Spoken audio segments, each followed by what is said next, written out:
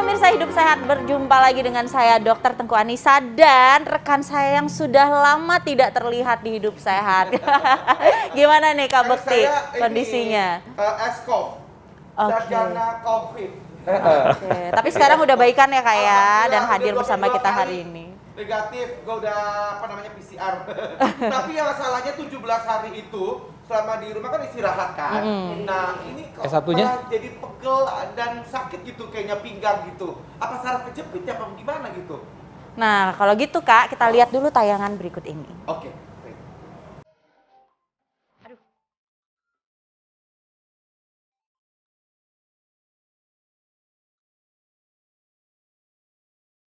Saraf terjepit atau hernia nukleus pulvolus adalah suatu kondisi di mana bantalan antara tulang belakang yang lembut dan seperti agar-agar menonjol sehingga menekan saraf di sekitarnya. Gejala saraf terjepit yang paling umum adalah nyeri.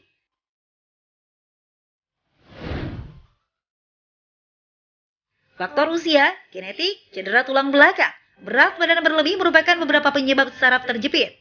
Saraf terjepit dapat dideteksi melalui pemeriksaan fisik, seperti menilai refleks dan kekuatan otot, kemampuan berjalan dan fungsi sensorik, serta pemeriksaan menunjang seperti pemeriksaan radiologi.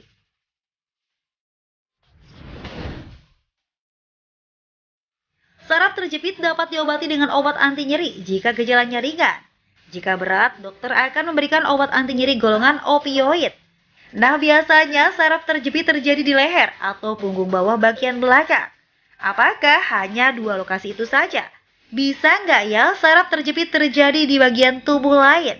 Bagaimana ya cara agar kita terhindar dari saraf terjepit? Simak jawabannya di Hidup Sehat hari ini.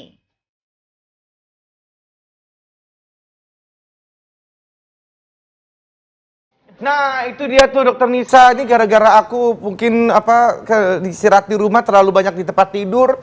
Tempat tidur juga mungkin kenapa ya kali, tapi malah pegel, sakit gitu pinggang. Nah itu dia, jadi di samping kita nih Kak, udah ada Dr. Mursyid Bustami, spesialis saraf konsultan. Selamat siang Dok, ini tadi Kak Bekti ngomong nih, katanya pinggangnya itu sakit mulu. Nah ini ada fakta mitos selanjutnya nih Dok. Jadi katanya kalau sakit pada bagian belakang itu adalah tanda dari saraf terjepit. Ini fakta atau mitos? Mitos. Mitos. Oh mitos, belum tentu jadinya Dok ya? Belum tentu. Baik, seperti apa tuh Dok? Jadi tidak semua dari sakit pinggang atau sakit punggung bawah itu adalah saraf kejepit, ya. Salah satunya adalah saraf kejepit. Ya. Jadi saraf di sepanjang tulang leher sampai ke pinggang itu ada urat saraf seperti kita lihat di gambar ini yang keluar. Nah, kalau ada yang kejepit, itu baru disebut saraf. Tapi kalau hanya nyeri pinggang mungkin indera tadi kurang bergerak barangkali, ya tidak stretching, ya tidak kaku pinggangnya, tidur terlalu lama, gitu ya bisa nyeri pinggang. Gitu. Nah Dok, sebenarnya kalau misalnya bagian mana sih Dok yang saraf itu kejepit itu Dok? Ini tulang belakang kan Dok? Ya ini contohnya ya. Ini tulang belakang, mulai dari leher sampai ke tulang kedudukan, tulang ekor paling bawah ya. Nah dari setiap ruasnya itu, setiap ruasnya tulang ini keluar saraf. Ini sumsum tulang belakang di dalamnya. Sumsum tulang belakang. Yang terusan dari otak. Ya. Kemudian setiap ruasnya ini keluarlah yang disebut ini kuning ini saraf. saraf kejepit itu Dok? Kuning ini. Oh. Jadi kalau yang disebut saraf kejepit itu, ini yang terjepit, saraf-saraf yang itu dia. Yang kuning itu. Jadi kenapa itu? Karena tulangnya yang menekan gitu atau gimana tuh? Salah satunya mungkin ada yang mengenal dengan HNP.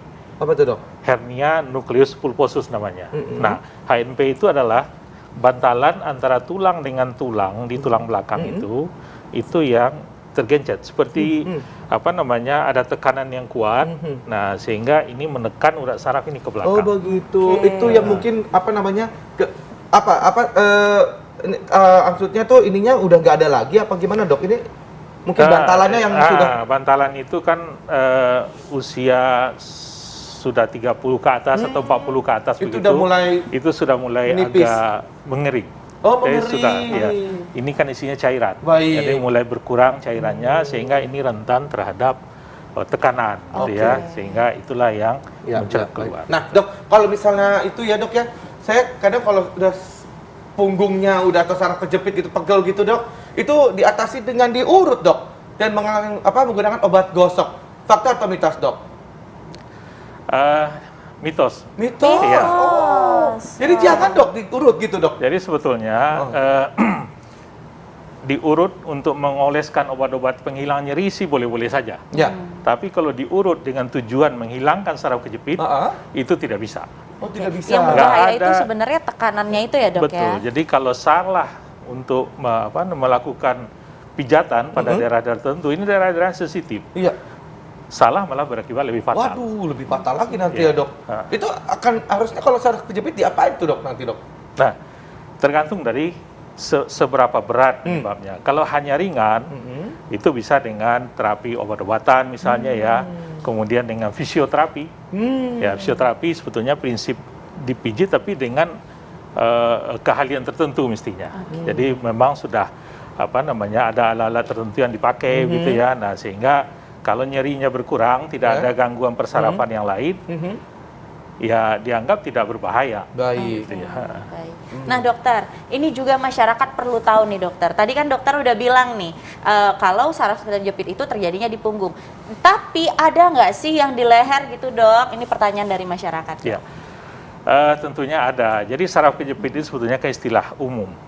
Ada urat saraf yang terganggu oleh bagian tubuh yang lain, kan mestinya begitu ya. Kalau tadi yang kita sampaikan ini terganggu karena bantalan antara tulang dengan tulang itu yang menekan terhadap urat saraf. Nah tentunya ini sepanjang dari mulai leher sampai ke punggung bawah tentunya bisa terjadi. Tapi yang terbanyak adalah 80% terjadi di daerah pinggang atau punggung bawah. Kenapa? Karena itu yang menahan berat badan yang berlebihan. Ya. Kemudian juga 20-30% lagi terjadi di leher, karena yang banyak gerakan leher kita ini. Nah itu dia, kalau misalkan saraf kejepitnya di leher, Dok, ini yang seperti ini, Dok ya? Nah, ini leher ya, Dok? Iya. Oh. Jadi ini kalau diibaratkan ini tulang kepala gitu ya, nah, ini daerah leher. Ya. Itu kalau di leher itu ada ciri tertentu nggak sih sakitnya, Dok? Nah, seperti apa, Dok? Jadi gini, saraf yang keluar dari leher itu mempersarafi daerah lengan. Ya. Saraf yang keluar dari pinggang ini mempersarafi kedua kaki. Prinsip sakitnya sama-sama aja. Mau nyeri, kemudian rasa terbakar, mau rasa seperti kesetrum, rasa panas, ya, itu bisa terjadi di lengan maupun di kedua tungkai. Nah, jadi kalau di leher tentunya yang dirasakan di daerah lengan. Bukan kepala, Dok. Jadi kerasa pusing gitu. Bukan. Oh, bukan. Nah, nih dok, ini banyak banget nih masyarakat punya kebiasaan menggertakkan leher, dok. Nah, kira-kira menggertakkan leher itu mempunyai resiko untuk memiliki saraf kejepit nggak, dok? Iya, tentunya tidak semua orang memiliki elastisitas yang bagus di leher itu ya. Jadi sebaiknya tidak dilakukan. Kalau kiropraktik, Dok? Nah, kiropraktik itu salah satu alternatif medicine pengobatan yang kalau dilakukan bisa menolong untuk saraf kejepit ini, tapi betul-betul karena ini organ yang sangat sensitif, sehingga harus dilakukan orang yang betul-betul ahli. Ya, salah menggerakkan akibatnya tentunya lebih fatal. Gitu. Berarti ini ada fakta mitos nih, saraf kejepit itu dapat diatasi dengan kiropraktik. Nah, itu apa, dok? Itu fakta atau mitos berarti? Mitos? Itu fakta. Fakta. Ya, tapi jadi harus masih bisa ya, Dok? Bisa, harus dilakukan oleh yang ahli ahlinya. benar. Ya, jangan sembarangan juga ya, Dok? Jangan sembarangan. Betul. Nah, ini tentang mengatasi saraf kejepit dengan akupuntur, Dok. Ini fakta atau mitos? Ya. Nanti, Dok, jangan dijawab dulu ya. Setelah yang satu ini, jangan kemana-mana, tetap bersama kami di Hidup Sehat. Iya, pemirsa Hidup Sehat, tadi kita udah menyaksikan artis-artis yang terkena meningitis. Nah, di saat ini kita masih ngebahas mengenai apa, Kak Indra? Saraf kejepit itu. Nah, tadi banget. sempat kita dan itu meningitis itu termasuk salah satu penyakit saraf ya, Dok? Iya. Oh, gitu. Jadi infeksi di sistem persarafan. Oh, infeksi di sistem persarafan. Yang mengenai selaput otak. Oh, mengenai selaput otaknya. Ya. Nah, ngomongin otak, mengenai saraf itu. Nah, tadi kan sempat saya tanya tuh, Dok, kalau misalkan kita akupuntur itu bisa mengatasi saraf kejepit, Dok. Itu fakta atau mitos? Mitos. Oh, Jadi mitos. sebetulnya tidak menghilangkan saraf kejepit, tapi membantu menghilangkan rasa nyeri Hanya menghilangkan rasa nyerinya Iya, saja. iya. Tapi tidak menghilangkan saraf kejepit. Oh gitu. Nah itu apa namanya harusnya diapain sih dok? Operasi gitu untuk? Tergantung dari seberapa parah saraf yang kejepit itu. Jadi pada yang ringan, barangkali dengan obat-obatan bisa, kemudian dengan fisioterapi, ya. Kemudian juga yang lebih berat biasanya dengan memblok nyeri, ya, itu namanya pakai radiofrekuensi atau intervensi pain namanya sekarang itu. Dan yang lebih kalau nggak bisa diatasi bisa dengan operasi. Operasi itu juga ada operasi yang mikro yang hanya bukanya kecil saja pakai endoskopi. Juga ada yang operasi yang lebih berat, yang harus dioperasi besar gitu ya. Nah dok, ini kan tadi pengobatan dok, tapi masyarakat juga perlu tahu nih ciri-ciri dan gejalanya. Apakah benar nih fakta mitos selanjutnya bahwa orang dengan saraf kejepit akan merasakan nyeri hebat disertai rasa panas dan kesemutan? Ini fakta atau mitos? Fakta. Fakta, bagaimana dok? Jadi kalau serabut saraf itu tertekan, terdesak akan menimbulkan rasa nyeri, rasa sensasi yang tidak nyaman. Mungkin rasa kesemutan, rasa nyeri, rasa terbakar, dan macam-macam, rasa kesetrum. Dan kalau tertekannya hebat, terdesaknya hebat, tentunya tidak ada lagi menghantar rasa nyeri itu. Sehingga tidak berasa, akhirnya baal, tebal. Dan bahkan otot yang dipersarafi oleh saraf yang terjepit itu tidak bisa bekerja. Artinya timbul kelumpuhan atau lemah. Jadi sampai bisa menyebabkan kelumpuhan. Kalau itu dibiarkan terus-menerus seperti itu ya dok? Iya. Jadi rasa sakitnya mungkin ya, dan kita diamkan saja, malah dipijet mungkin, atau tadi ya akupuntur. Jadi tidak diapa-apakan. Mungkin kita harus cepat langsung menuju ke dokter ya. Iya.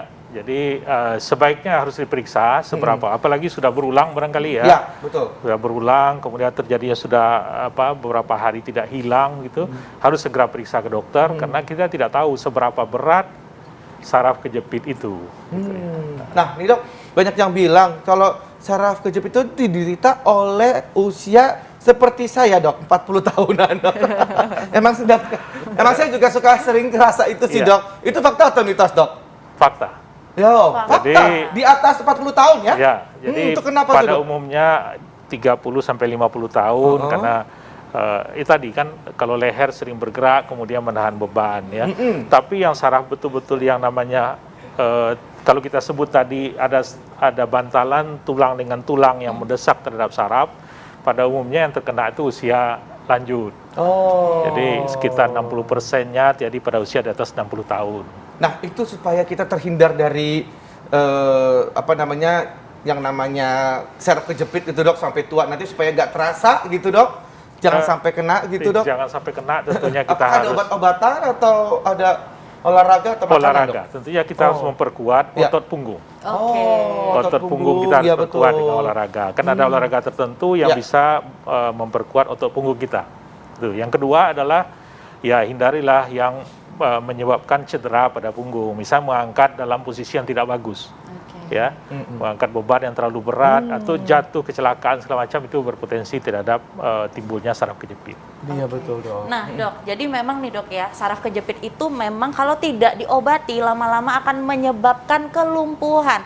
Tapi masyarakat perlu tahu nih dok, apa saja sih sebenarnya yang bisa menyebabkan terjadinya saraf kejepit? Ya. Jadi sebetulnya yang bisa menjadi penyebab tadi sudah disebutkan, misalnya kena proses penuaan sendiri juga bisa. Atau mungkin ada juga faktor-faktor yang kita sebut ya sudah memang kondisi dari tubuh itu yang tidak bagus gitu ya. Jatuh gitu dok, terjatuh. Kemudian dalam kondisi seperti itu terjatuh misalnya, jatuh posisi duduk misalnya. Nah ini potensi banget itu. Atau jatuhnya biasa kecelakaan sepeda motor yang sering menyebabkan gangguan pada tulang belakang gitu ya.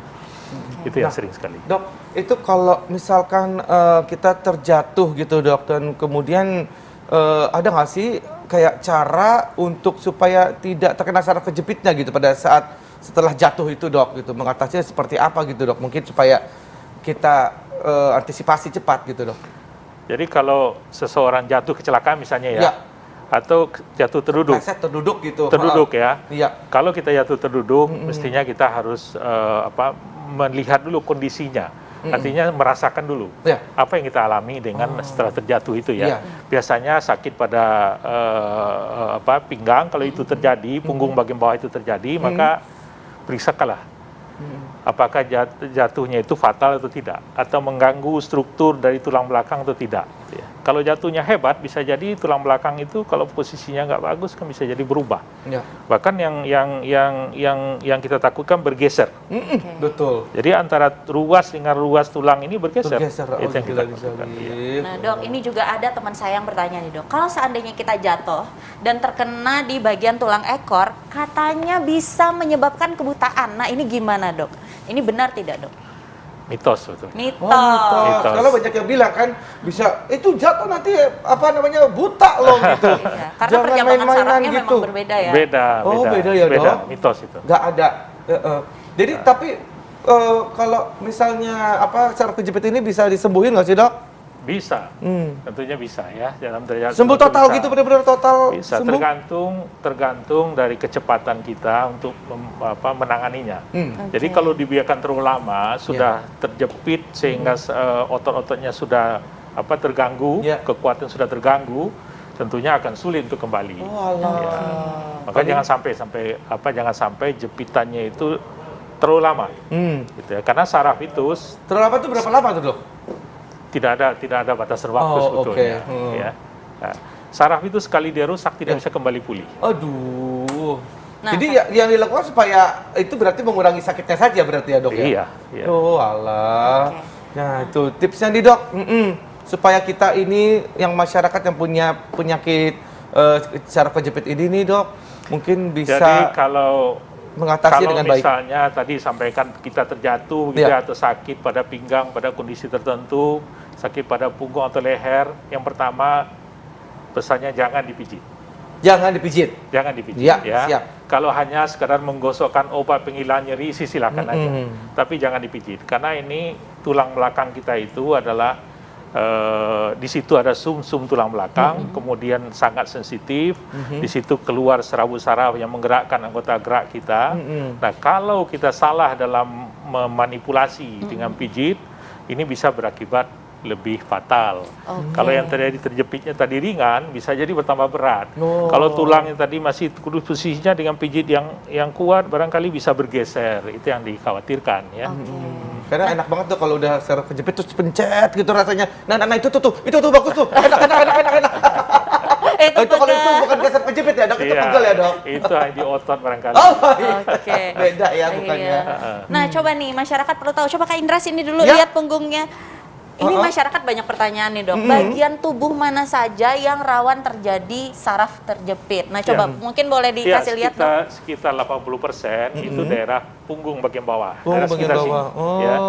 Oke. Karena itu bebannya paling banyak ya. Paling banyak. Dok, Ini ya, beban di situ tubuh ya. kita bertumpu di sini paling banyak. Beban Ya. hidup dok kalau di sini dok juga. Beban hidup sepertinya di bahu Kak Indra. Iya, Beban baik. hidup di Dan di bahu. kepala. Kemudian di leher. Leher di kenapa? leher. Karena bagian yang bergerak banyak. Leher kita bergerak kiri kanan kan. Gitu. Kalau tangan nggak ada saraf gitu dok ya atau gimana dok? Saraf yang di lengan ini kan berasal dari leher ini. Oh, baik dok. Baik dok, terima kasih Ya. banyak atas informasinya yang sangat berguna sekali untuk masyarakat Terima pastinya kasih, ya. Dok. Untuk saya juga ini, karena kemarin habis sering urut juga gitu kan dan pegel-pegel juga itu belakangnya takutnya kan nanti hati-hati ya Benar bisa banget. kenapa-kenapa gitu. Oke, nah sesaat lagi nih Ya. Kak Indra, kita akan mengundang masyarakat untuk berkonsultasi langsung dengan Profesor Arif Fahria. Oh Nah, baik, wah seru banget ini ya. Seru banget, Bisa Dok. semua penyakit boleh, silakan telepon ke nomor telepon kita sekarang juga. Baik, nanti kita konsultasi sesaat lagi. Jangan kemana-mana, tetap bersama kami di Hidup sehat. Terima kasih. Dok.